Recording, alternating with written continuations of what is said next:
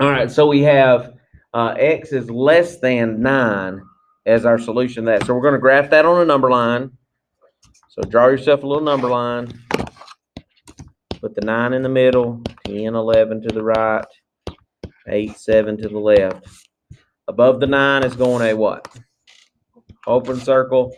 And it says x is less than 9. So which direction are we going? To the left. What's the interval notation for that? Yeah, going to be parentheses on both ends here. What's the first thing? Negative infinity. Because that's going to keep going to the left. Anytime it's keeping going to the left, that's going toward negative infinity. And then it stops at 9. There. Brackets on the one side of it going to the right. Now the brackets are if it has this, if it has an equal to mark underneath. That's the only time you use a bracket. Infinities, you're always going to use parentheses. Always going to be in using parentheses. We'll get to some that have compound inequalities, so there'll be stopping points on each end. So there could be brackets on both ends, depending on, and we'll get to those in just a little bit. So I'll show you that what you're asking about there, Blake. All right, let's look at number 4. 21x minus 3 parentheses 5x plus 9 is greater than or equal to 7. Distribute just a 3, a negative 3. Be careful and distribute that sign with it. So that's 27, not 21. Combine those like terms. So 21 minus 15 is 6. Add 27.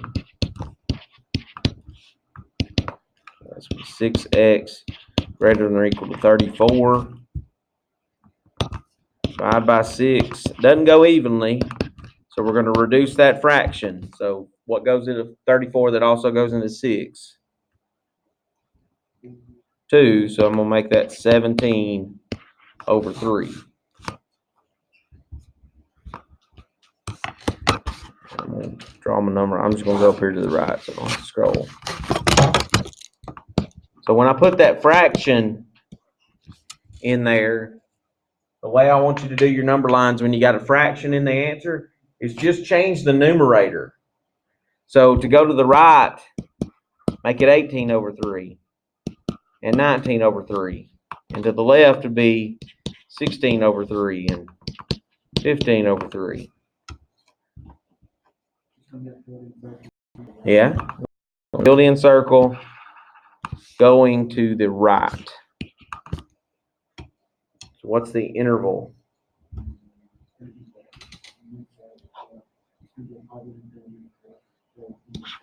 All right, so 17 over 3 goes first because it's the smallest. And then it goes up to positive infinity out of that. So square bracket, 17 over 3, and then positive infinity. Notice how in the interval notation reads left to right just like the graph does. You're always going to read it left to right out of that. That'll help you with the interval notation out of that. Okay. Number 5, 3 parentheses 8x minus 9 close parentheses is greater than 4 parentheses 6x plus 1. All right, so got to distribute on both sides. So that's going to be 24x minus 27 is greater than 24x plus 4. And when you start trying to put like terms together, what happens to the x's? All right, so we got negative 27 is greater than 4. Is negative 27 greater than 4? No, it's not. So that's a no solution. And if there's no solution, there's nothing to graph. There's no solution. If there's no graph, there's no interval notation. Those are nice when that happens. I kind of like those. All right.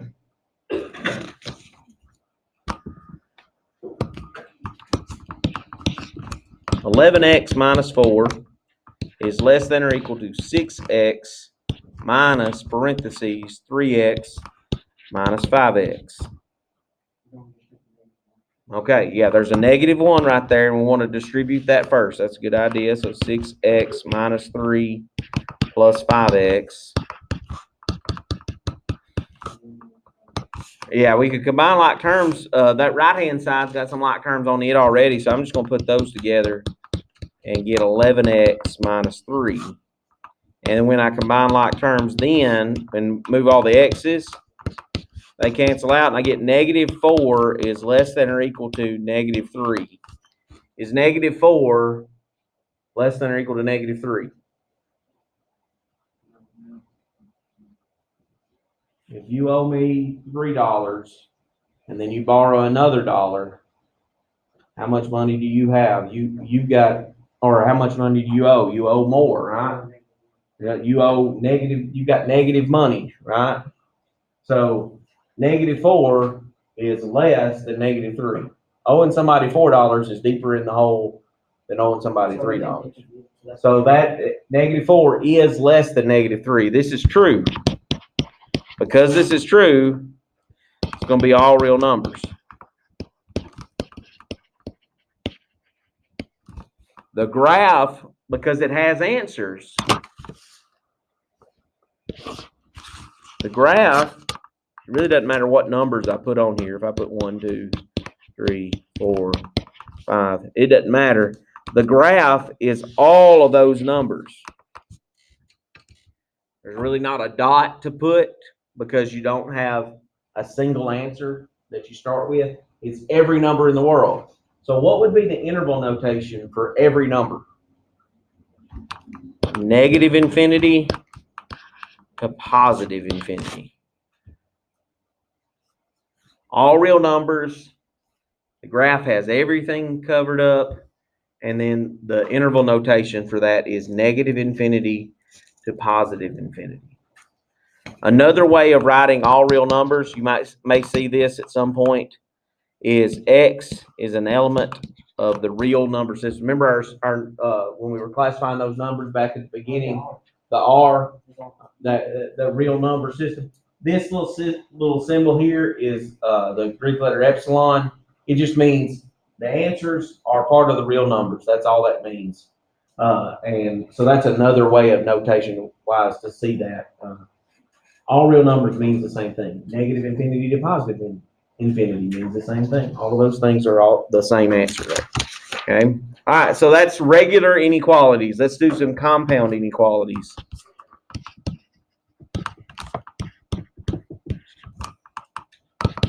Compound inequalities are and or problems. And is an intersection.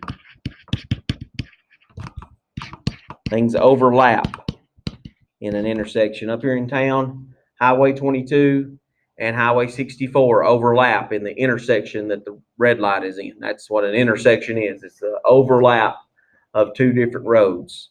And that one's actually 3 different roads because the other one, the other direction going towards Stantonville is called 117. So it's 3 different roads there. But it's an overlap. The OR problems is, in math terms, it's called a union. And it's like an all-inclusive thing. The union of two things means take everything you got, and like when my wife and I got married, that was a union of our 2 lives, right? So we took everything I owned and everything she owned and put it in the same house.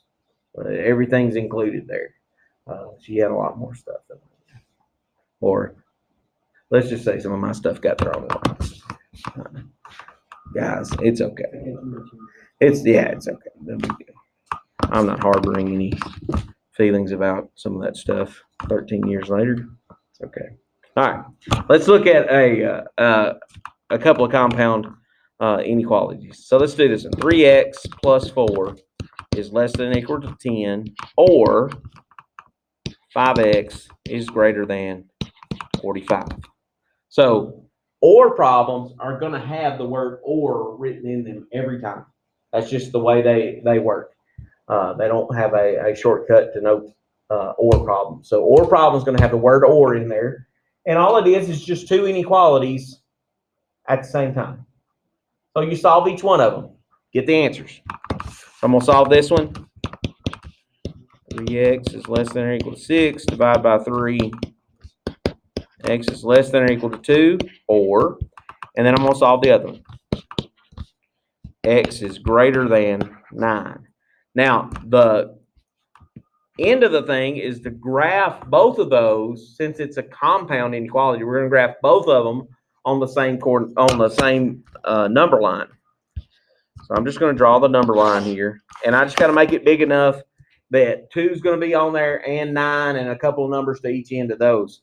So I'm going to start at 0, 1, 2, 3, 4, 5, 6, 10. That's good. I think that'll work. Gets me at least 1 on each end there. All right. So above the 2, what's there going to be? Closed circle. So I'm going to go above the 2. I'm going to put a closed circle. And it's going to the left because it says x's are less than that. So the answers for that one are less than that. So it's going to the left. And then on the right-hand side, open circle on the 9 going to the right. Okay, so there's the graph of the answer. Now here's the interval notation for that. So what would be this interval? What would be this part? Negative infinity to 2. What goes on the 2? A bracket or a parenthesis? Bracket, because it's got the filled in dot.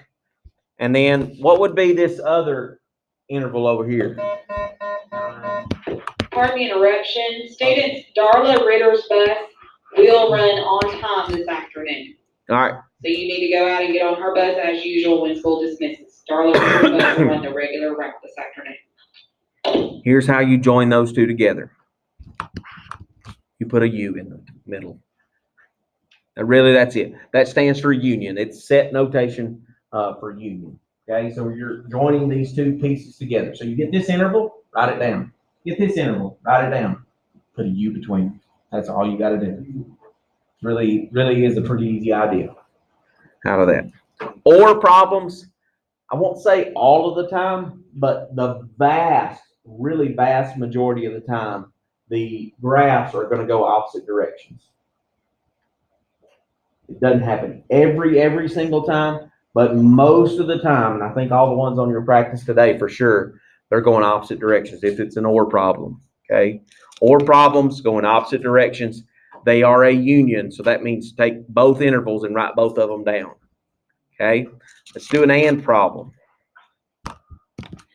There are times when they write the and problems the same way that they write or problems, and they'll put the word and in there. So there's a couple of different ways to write and problems. So the first way is with the word and in it, and that's the most obvious way, right?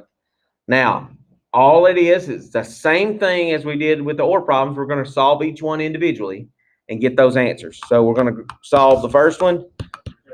Subtract 3. So we got 2x is greater than negative 12 divided by 2, and 2 is greater than, not 2, x is greater than negative 6. Why did I not flip the symbol there?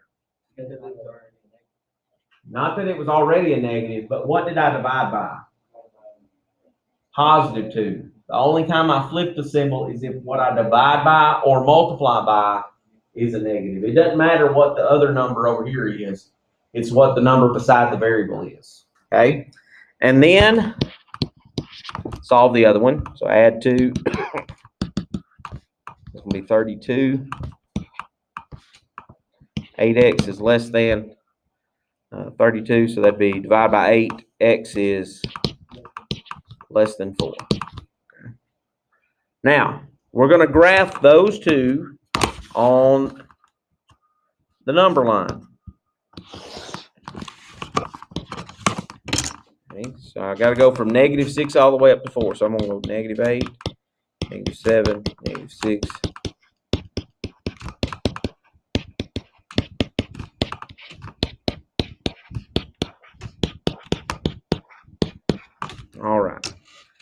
What goes above the -6?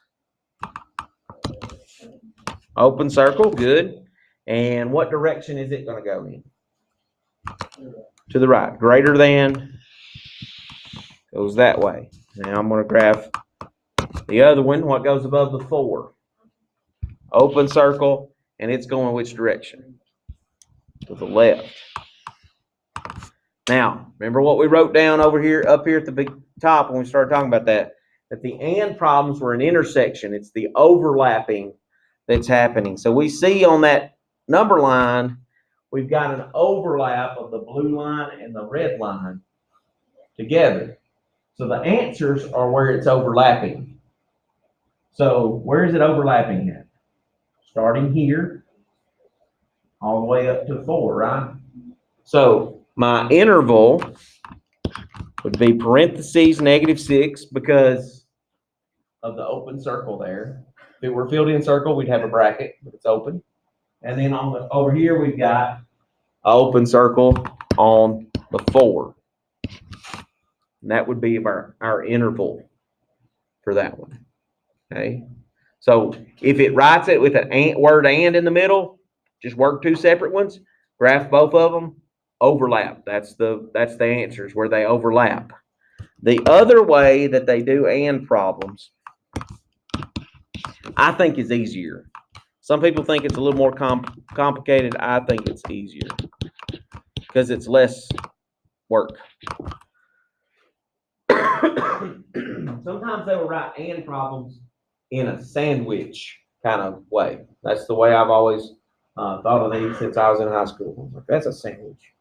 You sandwich the X in the middle. Okay, so that's what we want to get here. So let's take and get X by itself in the middle. So if I need to get X by itself in the middle, what needs to get away from it? Subtract 4. If I subtract 4 in the middle, I've got to subtract it everywhere else too. Okay, so I'm working 2 problems at the same time. So that's 0 is less than 3x is less than 15. And then I divide by 3 on all those sides. And there I get this interval or this inequality. 0 is less than x is less than 5. And here's the beautiful thing about why I think this is easier. Because when I go to graph it, I don't have to graph 2 separate inequalities. I got just one big inequality to graph. And I go to my graph and I go, okay, that's -1, 0, 1, 2, 3. And then above the 0, what kind of circle? Open. Above the 5, open. And the answers are where? Where's X at in my inequality? In the middle. Where's the answers at? In the middle. Those are the only numbers that X is. So here is 0 is less than the answers. 0's right here. The answers are here. Is 0 less than the answers? Yeah. 5, or the answers are less than 5. Here's 5. The answers are in here. They're less than that, right? So we get this kind of look out of it. Now, here's the interval notation for that. What is the interval notation for that? What's the first place that shows up on my graph? 0. The last place, 5. I'm going to have 0 to 5 and parentheses on each because open circles, right? So that's why I like the sandwiches. I think they're easier to graph and easier to write the interval for anyway.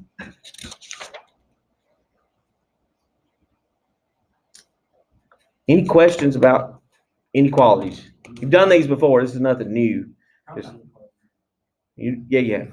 You had me for Algebra 1. You've done. We've done. You did. Let's do one more and then we'll I'll pass that you homework. I don't know what number we're on. 10? No, that's number 11. No, maybe I skipped a number. It doesn't matter. Let's do this one. 28 is is greater than -2 minus 10x greater than or equal to -7. All right, so get rid of that 2 by addition.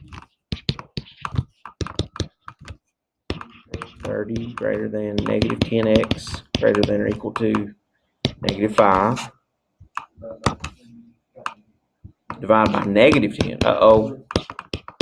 Ooh, that flips the signs. So that's going to be negative 3 is less than x is less than or equal to 1/2.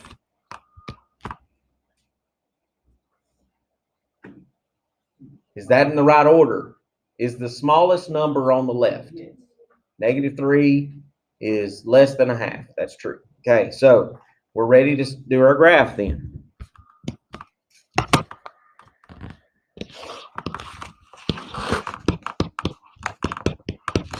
Anytime it's a mix of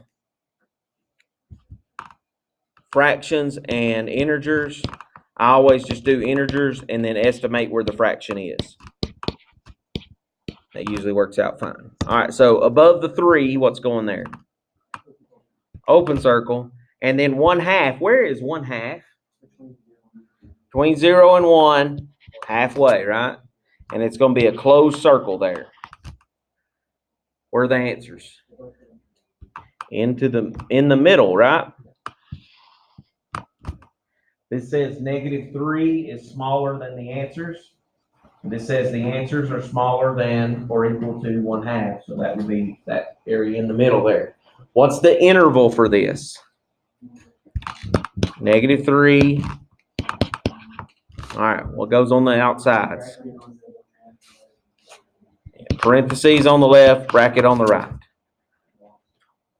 Interval notation is not too bad. It's pretty easy. Just got to get used to it. All right. So